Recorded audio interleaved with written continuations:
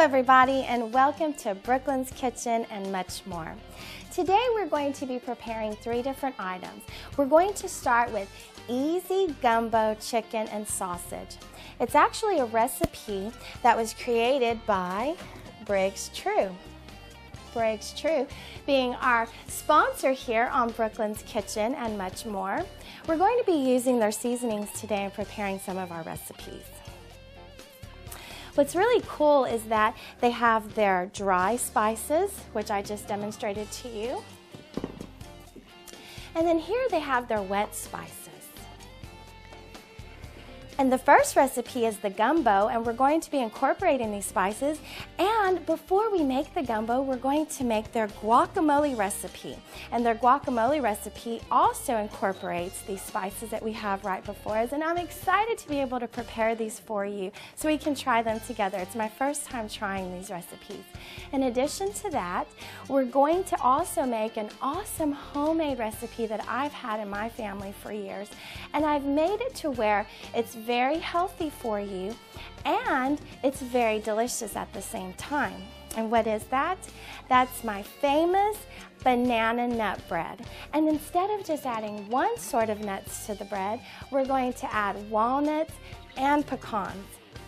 And one thing that I pride myself in, instead of using oil in all my recipes, this particular one, I'm going to use a sour cream substitute as well as an applesauce substitute because applesauce is very healthy for you.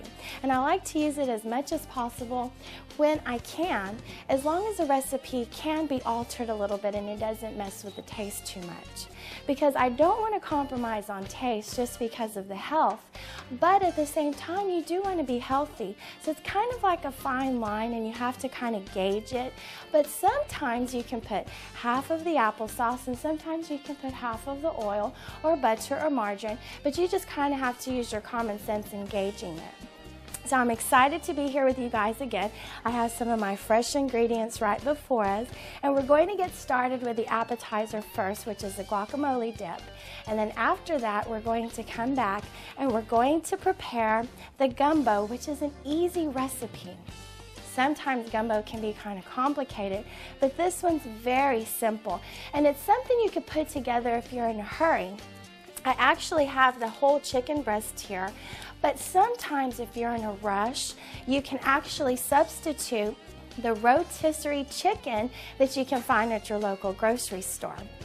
So along with Briggs True, which we want to give our love and appreciation out to them, shout out to Michael Briggs, which is the owner.